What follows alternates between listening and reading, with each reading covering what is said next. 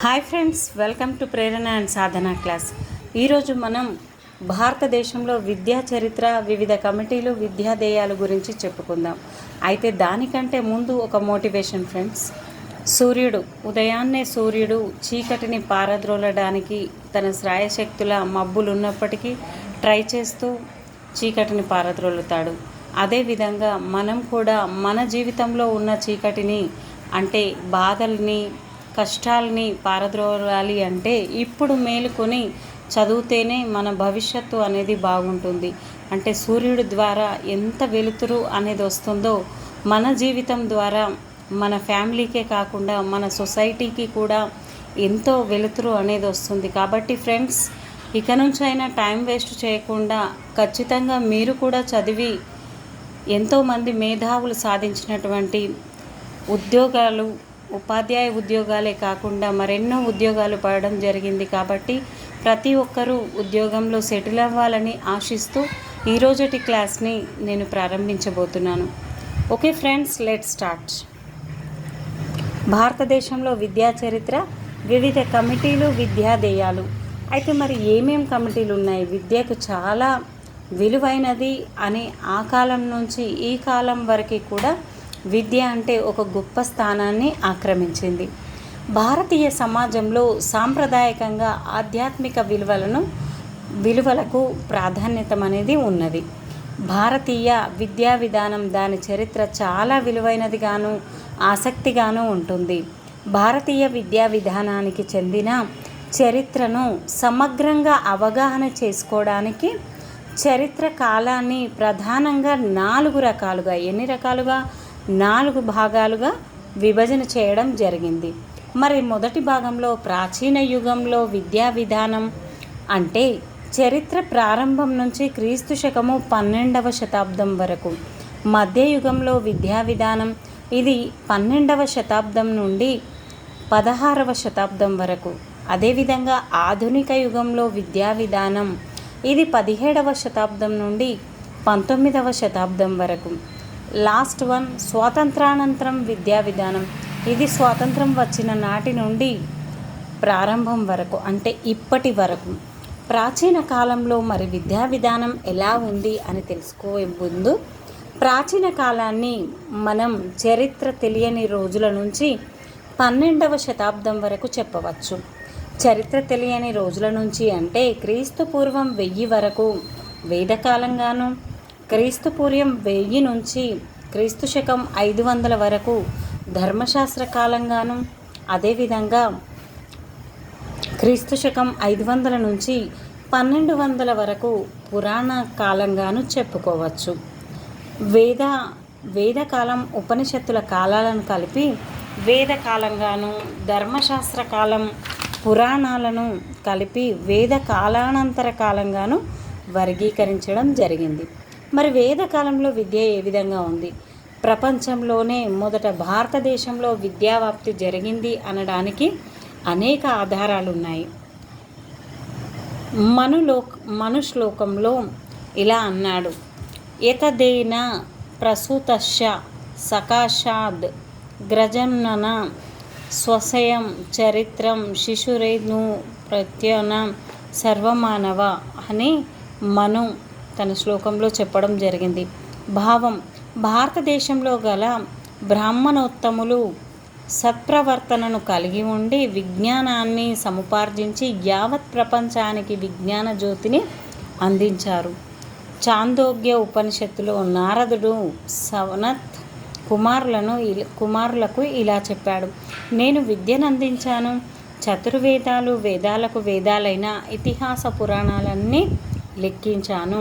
విద్ అంటే తెలుసుకోవడం. భారతదేశంలో వేదకాలం నుంచి విద్య యొక్క ప్రధాన లక్ష్యం మానవ జీవితంపై ప్రభావం చూపే ఆధ్యాత్మిక విషయంలో మోక్షాన్ని, భౌతిక విషయంలో సంపన్నతను కలిగి ఉంది. అయితే ప్రాచీన కాలం భారతీయ విద్యా విధానం హిందూ తాత్విక సాంప్రదాయాలను ఆధారం చేసుకొని విస్తరించింది. విద్య యొక్క ఆశయం చేతివృత్తి నిరోధం, చిత్తవృత్తి నిరోధం. అంటే విద్య 2 రకాలుగా ఉంది: ఐహికం, ఆయుష్మికం. ఐహికం అంటే ఉత్తమ వ్యక్తిగా మారడం, అపర విద్య అంటారు దీన్ని. ఆయుష్మికం అంటే మోక్షం పొందడం, పరావిద్య అనడం జరుగుతుంది. చతుర్వర్ణ వ్యవస్థ, కులాలను అనుసరించి వారి జీవన విధానానికి ఉపయోగపడేదిగా బోధన జరిగేది. అయితే బ్రాహ్మణులకు యజ్ఞయాగాది క్రియలు, కర్మజ్ఞానం, బ్రహ్మజ్ఞానం అనేటివి ఇచ్చేవాళ్ళు. మరి క్షత్రియులకు రాజనీతి, ధర్మరక్షణ, దేశరక్షణ లాంటివి బోధించారు. వైశ్యులకు వాణిజ్యం, గణితం, భూగోళం బోధించారు. శూద్రులకు విద్య అక్కరలేదని భావించారు. ఈ విధంగా శూద్రులకు ఎంతో ఘోరంగా చూసుకునేవాళ్ళు ఫ్రెండ్స్. అంటే వీరు కేవలం పై 3 వర్గాల వారికి సేవనందించేవారు. ఉపనయనం, మాద్రజీ బంధనం అని అంటారు. సమవర్తనోత్సవంలో బ్రహ్మచర్యం ముగిస్తుంది. ఒక వ్యక్తి తన జీవితకాలాన్ని 4 ప్రధాన ఆశ్రమాల్లో గడపడం జరుగుతుంది. ఏ విధంగా అంటే బ్రహ్మచర్యం, గృహస్థాశ్రమం, అదేవిధంగా వానప్రస్థం, సన్యాసాశ్రమం. ఈ 4 ఆశ్రమాల్లో 4 పురుషార్థాలను సాధించాలని ఉద్ఘాటించడం జరిగింది.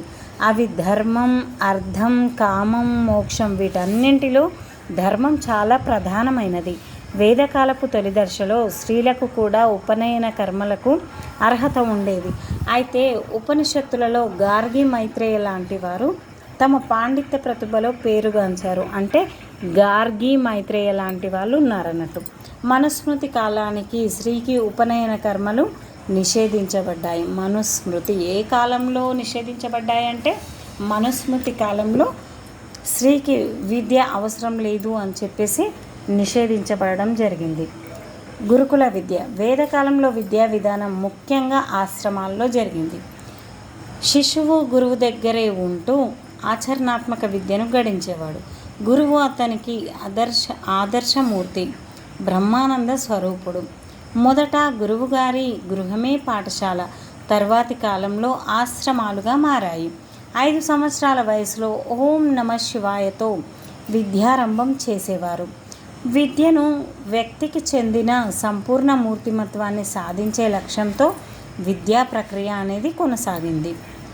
గురుకులాల్లో విద్యార్థి జీవితము సమాజంలోని ప్రతి కార్యక్రమంలో హిందూ శాస్త్రానికి సంబంధించి బ్రహ్మచర్యత్వానికి ప్రాధాన్యం ఇవ్వడం ద్వారా సాంస్కృతిక విలువలను పెంపొందించడం అనేది జరిగింది. గురుకులాల విద్యా బోధన గురించి తెలుసుకున్న మద్రాసులో ఉండే బైల్ అనే విద్యావేత్త ఈ పద్ధతిని మన దేశంలో చూసి ఈ పద్ధతిని ఇంగ్లాండ్లో సార్వజనీన విద్యా వ్యాప్తి తక్కువ ఖర్చుతో సాధించవచ్చని ఇంగ్లాండ్లో బెల్ సిస్టమ్గా పిలుస్తారు. ఎందుకంటే అతని పేరు బైల్ అని ఉంది కాబట్టి బెల్ సిస్టమ్గా దాన్ని పిలిచారు. అంటే ఇతను ఎక్కడ గమనించాడు? మద్రాసు అంటే ఇప్పుడు ప్రస్తుతం చెన్నై, తమిళనాడుకి సంబంధించిన చెన్నై రాజధాని అయినటువంటిది. ఇతను బైల్ అనే శాస్త్రవేత్త ఇక్కడ గమనించిన విద్యా విధానం చాలా బాగుంది అని ఇంగ్లాండ్లో ప్రవేశపెట్టడం జరిగింది. కావున అతని పేరు మీదనే బైల్ సిస్టమ్గా పిలవడం జరుగుతుంది. బౌద్ధ విద్యా విధానం ఏ విధంగా ఉంది మరి?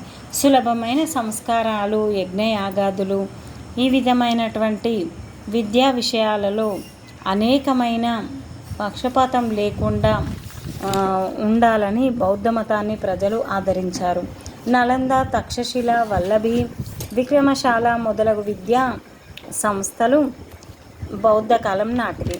మన దేశంలో 6వ శతాబ్దిలోనే ఈ విధానం చాలా విస్తరించింది. ఈ విధానం అందరికీ విద్యను అందించింది. మన దేశంలో 6వ శతాబ్దిలోనే ఈ విధానం చాలా విస్తరించింది. అంటే మొదట ఇప్పుడు వేదకాలంలో కేవలం 3కి బ్రాహ్మణులకు, వైశ్యులకు, అదేవిధంగా క్షత్రులకు మాత్రమే విద్య అనేది అందేది. కానీ శూద్రులకు అందేది కాదు. కానీ బౌద్ధ విద్యా విధానంలో ప్రతి ఒక్కరికి కూడా విద్యను తీసుకోవడానికి, విద్యను అభ్యసించడానికి అవకాశం ఉండేది.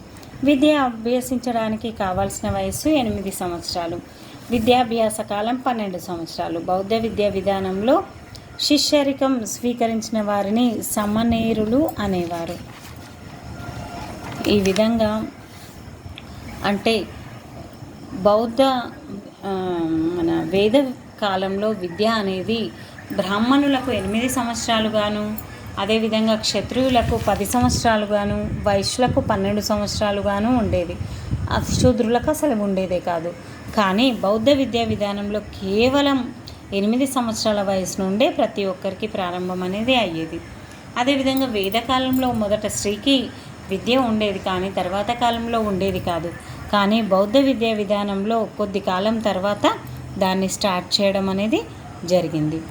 విద్యా కేంద్రాలు, బౌద్ధ కేంద్రాలలో ఉండే విద్యా కేంద్రాలు లేదా ఆశ్రమాలను ఆరామాలు, ఇంగ్లీష్లో వీటిని యునాస్టరీస్ అంటారు. ఆశ్రమాలు రాజులు, ప్రజలు, వ్యాపారస్తులు ఇచ్చే విరాళాల మీద ఇవి నడిచేవన్నట్టు.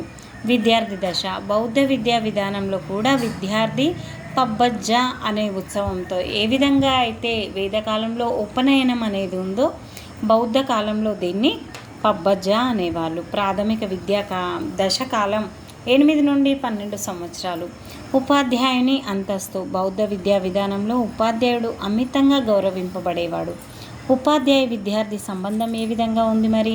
పరస్పర అవినాభావ సంబంధం అనేది ఉండేవి. అదేవిధంగా పాఠ్యాంశాలు ఎలా ఉన్నాయి మరి? బౌద్ధ విద్యా విధానం ప్రధానంగా మత తాత్విక సంబంధమైనది. మొదటి 10 సంవత్సరాల్లో విద్యార్థికి పాలి సంస్కృత భాషలు నేర్పేవారు. ప్రాకృత భాష బోధన భాషగా ఉండేది. ప్రాకృత భాష ఏ భాష బోధన భాషగా ఉండేది? ప్రాకృత భాష. బోధనా పద్ధతులు ఏంటి మరి? బౌద్ధ విద్యా విధానంలో చర్చా పద్ధతి అమల్లో ఉండేది. ఇది విద్యార్థులలో హేతువాద దృక్పథాన్ని, స్వతంత్రంగా ఆలోచించే శక్తిని పెంపొందించేది. ఉపాధ్యాయుని అర్హతలు, బాధ్యత. ఉపాధ్యాయుడు కావడానికి 10 సంవత్సరాల పాటు సన్యాసిగా ఉండి బోధనా వృత్తిలో ప్రావీణ్యం సంపాదించాలి. విద్యార్థుల వస్త్రధారణ, ఆహార వసతి విషయాల్లో పూర్తి బాధ్యత కూడా ఉపాధ్యాయుడిదే. అంతేకాకుండా స్త్రీ విద్య ఏ విధంగా ఉండేది మరి? బౌద్ధ మత సంఘాలలో తొలుత స్త్రీలకు ప్రవేశం ఉండేది. తర్వాత హిందూ మత ప్రభావం వలన స్త్రీల అంతస్తు దిగజారింది.